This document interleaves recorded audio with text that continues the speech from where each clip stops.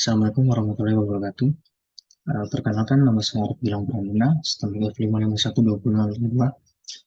Pada video kali ini, saya akan membahas tentang satu pasal dalam Undang-Undang ITE dan satu pasal internasional yang mengaitkan tentang kasus cyber law. Oke, kita langsung saja ke videonya.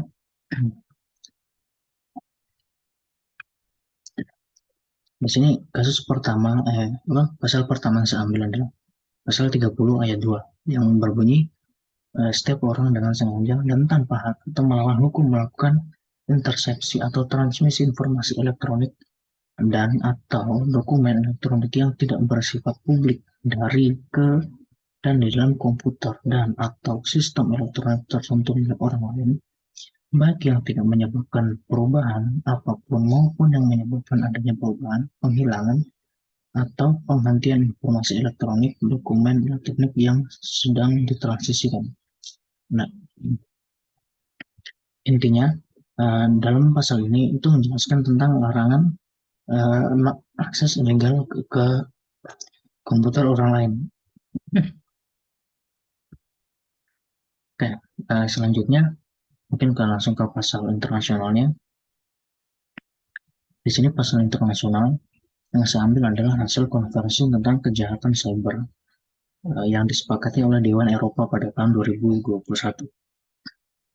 Dan dalam konversinya, di sini menjelaskan tentang komprehensif tentang kejahatan cyber, termasuk akses ilegal, intersepsi ilegal, penipuan menggunakan teknologi informasi dan penyebaran virus atau komputer.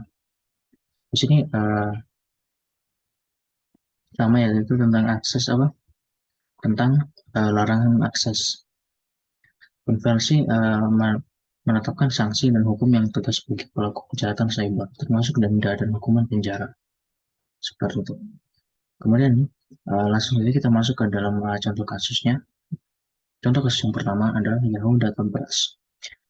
Dalam contoh kasus ini, cybercrime yang dialami oleh Yahoo itu menjadi salah satu pelanggaran data terbesar yang pernah terjadi.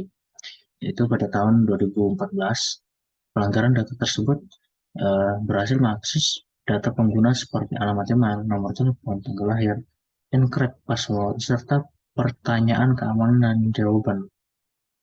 Serangan ini membawa dampak pada 500 juta pengguna akun. Meskipun demikian, Yahoo meyakinkan pengguna bahwa data perbankan tidak terpengaruh dan menyarankan kepada pengguna untuk mengubah password yang digunakan. Ini contoh kasus satu. Kemudian kita masuk ke contoh kasus 2, yaitu NASA dan Departemen Pertahanan AS. Yang di sini terjadi pada tahun 1999 yang dilakukan oleh peretas berusia 15 tahun bernama Jonathan James.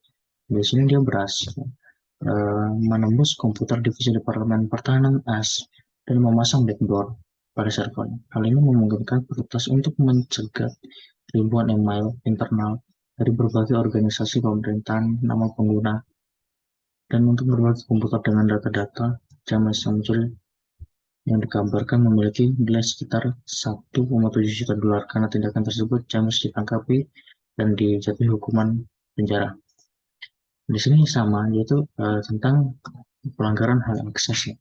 Kemudian kita masuk ke contoh berikutnya. Ya. Google China. Pada tahun 2009, peretas berhasil mengakses beberapa server Google di China. Perusahaan ini menyatakan bahwa terdapat bukti bahwa tujuan utama dari para penyerang adalah untuk mengakses akun Gmail dari para aktivis hak asasi manusia di China.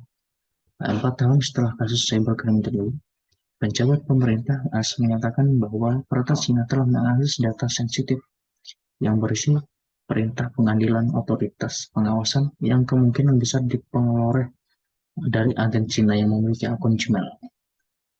Di sini merujuk pada pelanggaran hak akses juga yang dijelaskan oleh pasal 31 tadi.